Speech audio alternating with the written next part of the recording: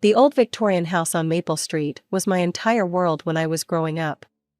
My father inherited it from his parents, and I can still picture my mother bragging about it to everyone who'd listen.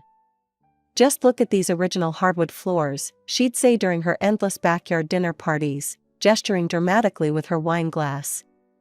"You just don't find craftsmanship like this anymore." I was 7 when we moved in, and while my mother was busy showing off her prized possession to her friends, I found solace in my father's company. Dad understood me in a way Mom never did. He'd notice when I finished one book and immediately appear with another, like magic. "Hannah," he'd say, his eyes twinkling as he pulled yet another novel from behind his back, "I think you're going to love this one." And I always did. Mom didn't get it. "Hannah, sweetie," she'd sigh, watching me curl up in the window seat with my latest treasure, "wouldn't you rather go play with the neighbor kids? Sarah from next door just got a new bike." "I'm good here, Mom," I'd reply, not looking up from my page. I could feel her disappointment from across the room, but Dad would just wink at me from behind his newspaper. I wasn't completely antisocial. I had my moments of glory at school, especially after I started writing for the school newspaper. My stories always got people talking, and even the popular kids would stop me in the hallway to ask when my next piece was coming out. But my favorite escape was still my grandmother's house, with its magical library room that smelled of old paper and leather. "A writer needs to read," Grandma would say, running her fingers along the spines of her beloved books. "How else will you learn to tell your own stories?" She'd let me spend hours in there, bringing me cookies and hot chocolate while I devoured everything from classic literature to modern mysteries. I was 12 when the police showed up at our door. I remember every detail of that moment: Mom's coffee cup shattering on the kitchen floor, the officer's grave expression, the words "terrible accident" echoing through our hallway. Just like that, Dad was gone. Mom cried for weeks. I'd hear her at night, muffling her sobs into her pillow. But then, something shifted. The tissues disappeared from her nightstand, replaced by makeup and perfume bottles. She started going out in the evenings, coming home with a bounce in her step and color in her cheeks. "Life goes on, Hannah," she told me one morning over breakfast, applying lipstick in her compact mirror. "We can't stay sad forever." I nodded, but something felt off. The way she said it, like she was trying to convince herself more than me. I didn't know it then, but that morning marked the beginning of the end of my childhood. Mom met Richard at some office party. Within a week, he was having dinner at our house. Within 2 weeks, he'd moved in his things. Within a month, they were married in a small courthouse ceremony. It happened so fast, I barely had time to process that this stranger was now living in Dad's house, sleeping in Dad's bed, sitting in Dad's chair at our dinner table. The first time Grandma met Richard, I could see the concern in her eyes. She pulled Mom aside into the kitchen, but their whispered conversation quickly turned into raised voices. "Linda, you barely know this man," Grandma hissed. "Think about Hannah." "I am thinking about Hannah," Mom shot back. "She needs a father figure." "She had a father," Grandma's voice cracked. "And his memory deserves more respect than this." That was the last time Grandma was allowed in our house. Mom told her not to come back until she could be supportive. Richard never hit me or yelled at me, but he had other ways of making me feel unwelcome. He'd walk into a room where I was reading and immediately turn on the TV at full volume. If I was doing homework at the kitchen table, he'd start complaining about clutter. Once, when I was looking at Dad's old photos in the living room, Richard gathered them up and put them in a box. Mom watched it all and said nothing. Worse, she started sending me to my room whenever Richard came home from work. "Honey, Richard's had a long day," she'd say. "He needs some quiet time." Then Mom got pregnant, and whatever scraps of attention I had been getting disappeared completely. They turned Dad's old office into a nursery, cooing over paint samples and tiny clothes. When my sister Emily was born, you'd think she was the first baby ever to exist. One morning, I stood in front of Mom while she was feeding Emily. "Mom, none of my clothes fit anymore. I need new ones for school." She looked at me like I'd asked for a private jet. Hannah, do you have any idea how expensive babies are? We just had to buy Emily a new crib. But Mom, my jeans are all too short, and... For God's sake, Linda, Richard interrupted from behind his newspaper. The girl acts like we're made of money. When I was her age, I wore hand-me-downs. Mom sighed heavily. We'll go to the discount store this weekend. But this is the last time, Hannah. You're getting too expensive to maintain. Too expensive to maintain. Like I was a car with too many repair bills. I looked at Emily in her designer onesie, surrounded by new toys, and felt something inside me harden. I was trudging home from school one rainy Tuesday, lost in my thoughts, when I heard a familiar voice call my name. There, standing under a red umbrella with that mischievous smile I'd missed so much, was Grandma. Hannah, sweetheart. She pulled me into a tight hug that smelled of cinnamon and home. Oh, look at you. You've grown so tall. Grandma. I hugged her back fiercely, realizing just how much I'd missed her. I haven't seen you in forever. Her face clouded slightly. I know, dear. Your mother, well, she's made it clear I'm not welcome at the house anymore. Then her eyes twinkled. But what she doesn't know won't hurt her, right? How about we get some hot chocolate and catch up?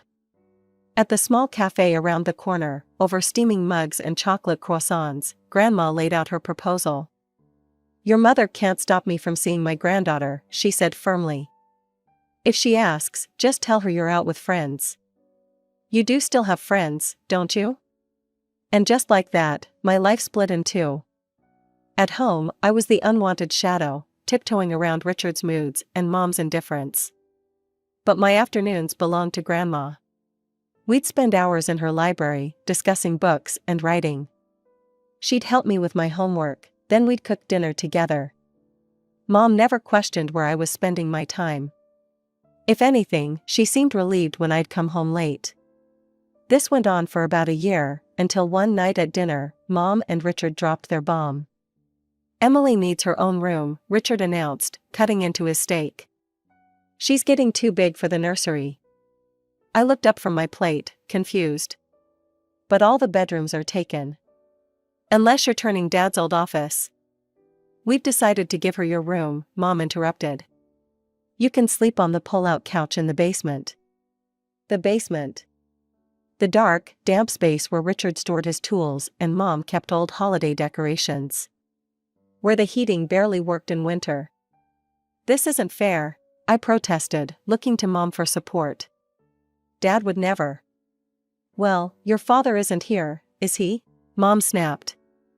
And quite frankly, Hannah, you should be grateful we're letting you stay here at all. Most kids your age would be happy to have any space to themselves. I sat there, fork frozen halfway to my mouth, as the full impact of her words hit me. Letting me stay here. Like I was some charity case they'd taken in, not the daughter who'd lived in this house since she was 7. Not the girl whose father had lovingly painted clouds on her bedroom ceiling when she was 10 because she said she wanted to sleep under the sky. When do you want me to move? I asked, my voice hollow. This weekend, Richard said. I want to start painting on Monday. Emily wants pink walls. That night, I lay in my bed for just 3 more days, and stared up at those fading clouds. I took a picture of them with my phone, knowing they'd soon be covered by whatever shade of pink Emily had chosen. Another piece of Dad erased. Another part of me displaced. Living in the basement turned out to be a blessing in disguise. The isolation gave me clarity, I needed a plan to get out. College became my lifeline, my ticket to freedom, and I threw myself into making it happen. Every afternoon at Grandma's house, I worked on my applications. My portfolio was growing impressive, editor of the school newspaper, 3 statewide creative writing competition wins, and a collection of short stories published in various youth literary magazines. My English teachers wrote glowing recommendations, especially Mrs. Peterson, who called me the most promising young writer I've encountered in 20 years of teaching. High school graduation day arrived with June's sticky heat. I sat among my classmates in the auditorium, scanning the crowd. Grandma was there, beaming proudly from the middle section, but Mom and Richard's seats remained empty. They'd announced at breakfast that Emily had a dance recital the same afternoon. After the ceremony, Grandma hugged me tight. "Your father would have been so proud," she whispered, her voice thick with emotion. She slipped me an envelope. Inside was a card with a beautiful note and enough cash for a new laptop. The acceptance letters started arriving in March. 3 rejections, 2 waitlists, and then, the one I'd been hoping for. Riverside State University offered me a partial scholarship to their prestigious creative writing program. My hands shook as I read the letter for the 10th time. That evening, I decided to share the news at dinner. Maybe, just maybe, Mom would be proud. Maybe she'd remember how Dad used to say I'd be a famous writer someday. "I got into Riverside State," I announced, trying to keep my voice steady. "They're offering me a partial scholarship for their writing program." Richard didn't look up from his phone. Mom paused, fork halfway to her mouth, then set it down slowly. "Oh, Hannah," she sighed, and my heart sank at her tone. "We need to talk about college." "What do you mean?" "I've got the scholarship, and Dad's college fund." "About that," Mom interrupted, placing her hand protectively over her slightly swollen belly, a gesture I'd grown to hate. "We've had to make some adjustments to our financial planning. With the new baby coming." I felt the blood drain from my face. "What adjustments?" "Emily's private school tuition is already significant, and with another baby on the way." "My college fund?" I repeated numbly. "The money Dad saved for my education?" "Your father would understand," Mom said, her voice hardening. "Family comes first. Family comes first." The words echoed in my head like a bad joke. I looked at my mother, this stranger who wore my mom's face, and realized something that had been true for years: I wasn't part of her family anymore. I stood up so fast, my chair toppled backward. "That money isn't yours to spend." My voice came out sharp and clear, surprising even me. "Dad worked overtime for years to save that money. He wanted me to go to college." Mom's face flushed red. "How dare you be so selfish? Your sister needs." "Emily is your daughter with Richard," I cut her off. "Dad's money was for me. His daughter. Or have you forgotten that's what I am?" Richard slammed his hand on the table, making the dishes rattle. "I've had enough of your attitude, young lady. Your mother and I have put up with your ingratitude for years. It's time she made a choice: either you start showing some respect, or..." "Or what?" I challenged. Mom stood up slowly, her hand still resting on her pregnant belly. "Or you can leave." The words hung in the air like poison. "Leave?" I repeated. "This is my house, Dad's house." "Actually," Mom's voice was ice cold, "since your father didn't leave a will, the house legally belongs to me. You're 18 now, an adult. I'm no longer legally required to provide for you." I stared at her in disbelief. This woman who used to pack heart-shaped sandwiches in my lunchbox, who once held me all night when I had a fever, was throwing me out of my own home. "You can't be serious." Mom walked to the front door and opened it wide. The spring evening air rushed in, carrying the scent of blooming lilacs, Dad's favorite. "Get out." I stood frozen for a moment, looking at this stranger in my mother's body. Then something inside me shifted, like a key turning in a lock. Without another word, I walked down to my basement room and started packing. It didn't take long, most of my belongings were books anyway. I could hear Emily upstairs, asking in her little voice what was happening. Richard's gruff response. Mom's silence. 20 minutes later, I walked out of my childhood home with 2 duffel bags and a backpack. I didn't look back. Grandma opened her door before I could even knock, one look at my face telling her everything she needed to know. She pulled me into her arms, and finally, I let myself cry. When I'd calmed down enough to tell her everything, her face grew stormy, but her voice remained steady. "You'll stay here, of course. And I'm paying for whatever that scholarship doesn't cover." "Grandma, no, I can't ask you to." You're not asking, I'm telling. She squeezed my hand.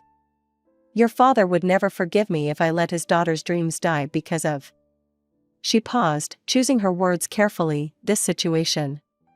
3 months later, I was moving into my dorm at Riverside State. I'd found a job at the campus cafe that worked around my class schedule. Between that, Grandma's help, and my scholarship, I could just about make it work. Mom never called. Never texted. Never tried to find out if I was okay. I deleted her number from my phone but couldn't delete the ache in my chest that appeared every time I saw other students' parents visiting them on weekends. Junior year of college brought an unexpected turn in my life. While working on yet another creative writing assignment, I had an idea that wouldn't let go. It wasn't my usual style. Instead of literary fiction, I found myself writing a psychological thriller about a woman uncovering dark family secrets. Maybe I had some things to work through. You should enter it in the National Emerging Writers Competition, my favorite professor suggested after reading the first few chapters. It's different, raw, honest. I spent months perfecting the manuscript, writing between classes and cafe shifts, often staying up until dawn. When I finally submitted it under the pseudonym E.J. Blake, I didn't expect anything. The competition was notorious for attracting thousands of entries. Then came the call. Is this Hannah Morrison? A woman's crisp voice asked. I'm calling from Riverside Publishing regarding your submission to the National Emerging Writers Competition. I gripped my phone tighter. Yes? Ms. Morrison, we're pleased to inform you that the Glass House has won first prize. Furthermore, we'd like to offer you a publishing contract. I sat down hard on my dorm room floor. I'm sorry, what? The advance they offered was more money than I'd ever seen. The contract arrived the next day by courier, 12 pages of legal language that basically said they believed in me and wanted more books. The book hit shelves 4 months later. The reviews started rolling in. A stunning debut. Breathtakingly honest. A new voice in contemporary fiction. By the time I graduated college, I had 2 more books out under my pseudonym, both bestsellers. My second advance bought me a beautiful apartment in the city. The third let me quit my cafe job and write full-time. Grandma kept me updated on family news, though I never asked. Emily started first grade, she mentioned during one of our weekly dinners. And the little one, Thomas, just started kindergarten. I nodded, pushing my pasta around my plate. It was strange to think I had siblings out there who didn't know I existed. But I felt good without them, really good. Especially after I met David at a local bookstore where I was doing research for my 4th novel. He was a literature professor who had no idea his favorite new author was sitting right next to him in the classic literature section. E.J. Blake's latest book, he'd said, noticing me looking at a display of my own work. Brilliant stuff. Wish I knew who they really were. I smiled mysteriously. Maybe they just value their privacy. We married 2 years later in Grandma's backyard, surrounded by books and fairy lights. David insisted on reading a passage from the Glass House during his vows, still unaware he was quoting his own bride.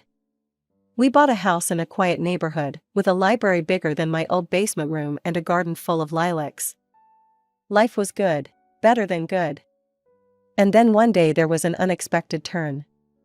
It's time, Marcus, my publisher, announced during our quarterly meeting. Your new book is your strongest yet, and we think revealing E.J. Blake's identity would create exactly the buzz we need for the launch. Marcus was right, of course. The reveal was orchestrated perfectly, a major literary event at the Grand Plaza Hotel. Journalists, critics, and fans packed the ballroom. I stood backstage, my heart hammering. Ready? David whispered, straightening my blazer. No, I laughed nervously. But when has that ever stopped me?